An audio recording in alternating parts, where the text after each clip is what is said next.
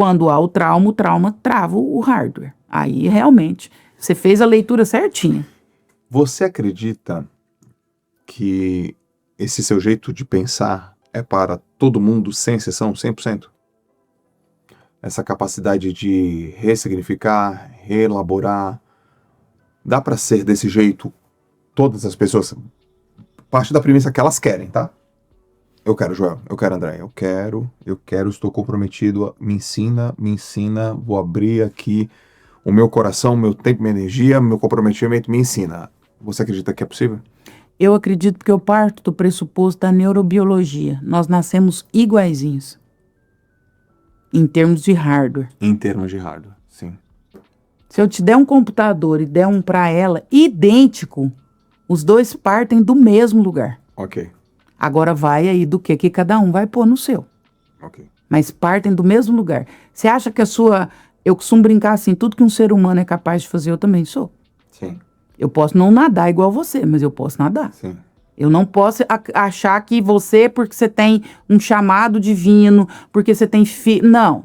Eu posso não fazer igual você, mas se você tem tudo que um ser humano normal é capaz de fazer, eu também sou. Eu parti do mesmo lugar, ué. Sim. Nós temos a mesma capacidade.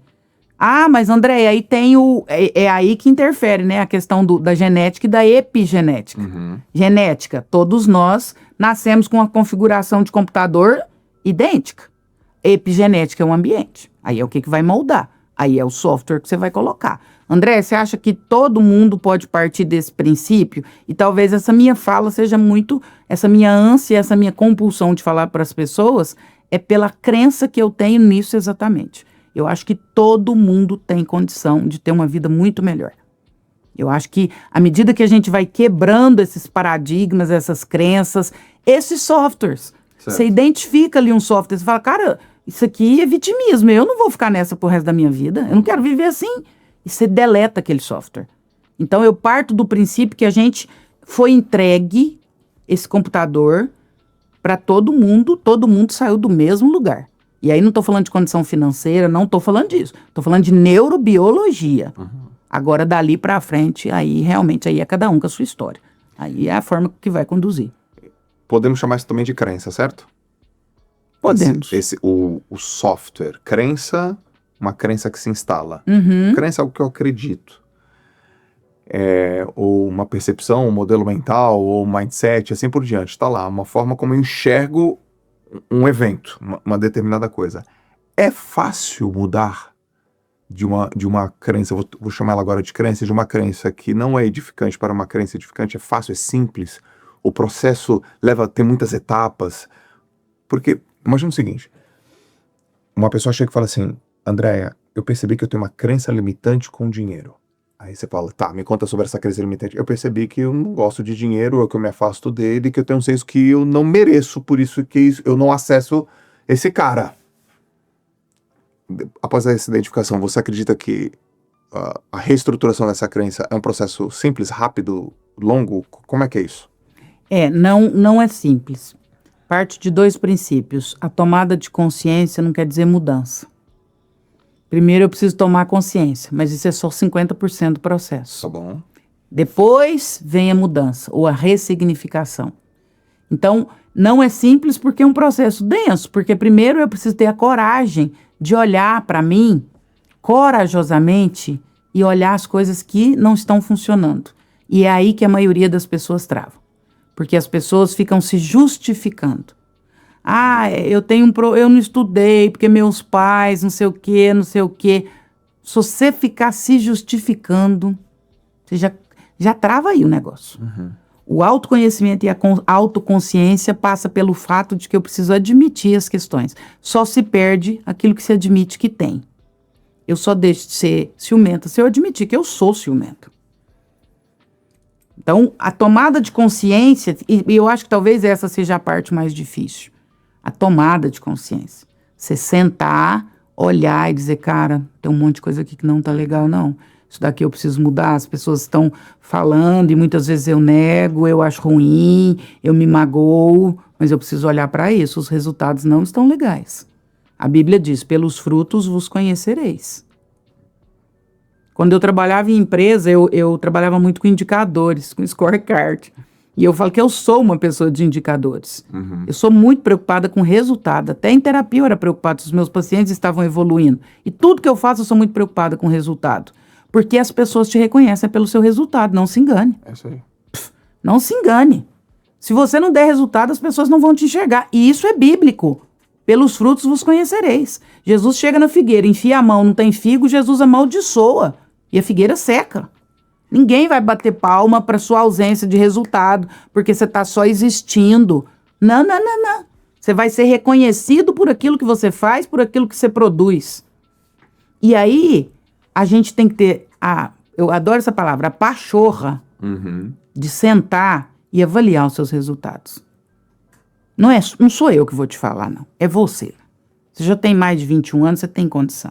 Senta, pega um caderninho, avalia as áreas da sua vida e vê se está legal. Vê se o seu físico está legal, vê se a sua saúde está legal, vê se o seu financeiro está legal, vê se o seu intelectual, mas de forma brutalmente sincera.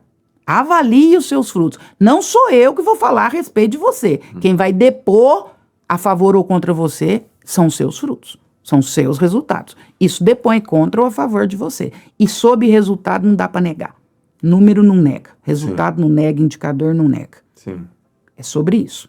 Então, processo de mudança. Primeiro, tomada de consciência. Eu gosto Isso muito... leva tempo, né? Eu gosto muito da Bíblia, eu cito muito a Bíblia, mas eu cito a Bíblia como um livro histórico de comportamento mesmo. Eu acho que um dos melhores já escritos. Eu gosto muito quando o rei Davi escreve num salmo que ele diz assim: às margens do rio Babilônia, sentei e chorei. Eu fico imaginando essa cena. Eu imagino que ele devia estar numa alta avaliação danada. Ele deve ter sentado e falar: gente, o que eu fiz dessa vida minha? Às vezes a gente precisa parar, sentar às margens do nosso rio Babilônia e chorar. Falar: o que eu estou fazendo do meu casamento, da minha vida, da minha saúde, do meu físico? Eu lembro que eu falo que quando eu tinha 18 anos, assim que eu prestei vestibular, entrei na faculdade, aí entrei e já comecei aquela farra danada também, né? Normal. Quer dizer, comum. Normal não, comum. Meninaiada, trote, baderna, bebedeira. E um dia eu tava meio tonta na rua com uns amigos meus, numa farra danada lá em Uberlândia. Uma senhora parou, me olhou, falou assim: você é filho da Dona Maria Helena? Falei: sou. Você é André, é filho da Dona Maria Helena? Falei: sou. Ela falou: gente, como que uma árvore tão boa gera um fruto tão ruim desse? Você ouviu isso? Falou na minha cara. Aquele dia eu falei: Caramba, que forte. falei, eu preciso mudar de vida. Isso aqui não tá legal. Isso aqui não tá bom. Como que uma árvore tão ruim tão boa gerou um fruto tão ruim desse? Então, é essa autoavaliação. Primeiro, para mudança, eu preciso me avaliar, reconhecer as minhas qualidades, os meus pontos fracos, o que eu quero mudar, o que eu quero abrir mão. E aí, eu preciso colocar isso em prática. Só tomada de consciência e não colocar em prática vira drama. Ó céus, ó Deus, ó mundo, ó minha vida. Então, eu falava muito para os pacientes do processo terapêutico. A tomada de consciência ela é só 50% do processo. A pergunta é: o que nós vamos fazer com isso agora? Você descobriu? Legal. Mas e aí? Você vai sentar e ficar chorando sobre isso? Eu encontro muita gente nesse lugar que só descobre. Tá, e daí? E aí passa por outro processo agora, que é o cérebro, né? O nosso cérebro, ele é maravilhoso, porque ele é uma das poucas partes do nosso corpo que tem uma mudança tremenda até a hora da nossa morte. E o nosso cérebro tem um processo maravilhoso que é a neuroplasticidade, que é a recolocação ou novas possibilidades de sinapses.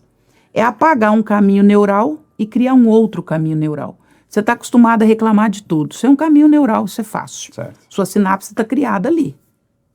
Naturalmente, quando vem um estímulo, a sinapse já vai dirigir para isso. Por quê? Porque o nosso cérebro vive em modo de economia de energia. Ele não quer ficar criando novas sinapses o tempo todo, porque isso dá trabalho. Então ele já está acostumado com o caminho. Aconteceu um negócio, reclamar. Apagar essa sinapse e criar uma outra dá trabalho. É um novo caminho, abrir uma picada na mata. É exatamente assim, o nosso cérebro ele vai abrir um novo caminho. Isso vai gerar tempo. Aí vem Aristóteles e todos os outros teóricos falar no poder do hábito. Ali hábito é virtude, virtude é hábito exercitado. Até que se transforme em virtude, Aristóteles vai dizer, todo hábito precisa virar virtude. Certo. Agora é virtude, eu sou corajoso. Mas antes disso eu precisei exercitar a coragem. Coragem. Por muito tempo. Até que isso virasse uma virtude e rolasse no piloto automático. Agora rola no piloto automático. Assim é com esporte, assim é com musculação, assim é com leitura, assim é com tudo nessa vida. As coisas não acontecem por dom. Eu faço agora. Não, tem sofrimento. Há uma distância entre o resultado e aquilo que eu preciso alcançar. Eu brinco que antes do aplauso, o sucesso, primeiro você paga o preço, depois você recebe os louros. Antes do aplauso vem o custo. Antes dos seus músculos ficar bonito, vai demorar uns 2, 3 anos de dor. Isso. Antes de você ter um intelecto desenvolvido, você vai precisar passar noites lendo. Você não vai improvisar.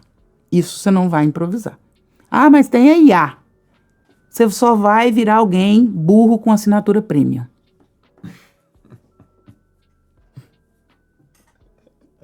Pagando por mês. Ô, André, você trabalha com um empresário? Trabalho muito, a vida inteira. Quais são os gargalos, quais são os dramas, quais são os anseios, quais são as dificuldades que os empresários colocam na tua mesa, assim, na tua frente? Assim? Você fala em terapia ou no geral? Pode ser no geral, mas que você consegue olhar com o teu olhar de psicanalista, assim, você consegue encontrar o caminho do pensamento dele, do sucesso, ou do bloqueio, do gargalo. O que eles trazem, assim, para você? Você sabe as coisas que os empresários mais trazem? É que eu falo que não existe vida profissional e vida pessoal. Fulano, você tem que ter uma vida profissional. Não, isso aqui é profissional. Você não pode misturar o profissional com o pessoal. Não existe isso. Nós somos um ser holístico. Nós somos um ser uno. Não há separação. O que você é no pessoal, você é no profissional. Se a sua vida pessoal está ruim, está toda deteriorada, isso vai afetar diretamente todo o resto. Então, as grandes questões, em consultório que eu mais atendia, o grande drama dos empresários era que eles tinham uma vida pessoal, assim, não claro, obviamente a grande maioria, mas que eles tinham questões pessoais dramáticas e que isso acabava vulnerabilizando e fragilizando as entregas deles no trabalho. Das mais diversas formas. Você já percebeu que toda vez que tenta mudar, alguém faz você se sentir culpada por isso? É a amiga, a família, o marido, o ambiente, gente que diz te amar, mas te puxa de volta para o mesmo lugar de merda de sempre, e isso tem nome: mentalidade de caranguejo. Um sobe, os outros puxam para baixo. E talvez o motivo da sua vida não andar não seja a falta de esforço, seja o balde onde você vive. Não seja um caranguejo é o que vai fazer você enxergar isso. Clica agora no link na descrição ou no comentário fixado antes que esse ambiente destrua o resto da sua vida.